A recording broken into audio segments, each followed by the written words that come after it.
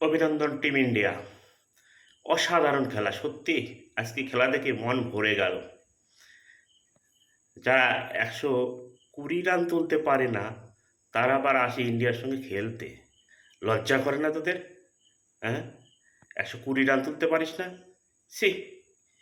আমাদের বোলিং বুমরাহ, অসাধারণ বোলিং। সিরাজ,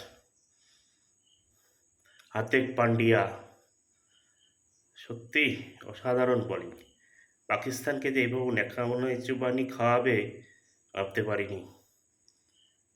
দিয়েছে পাকিস্তানকে আজকে।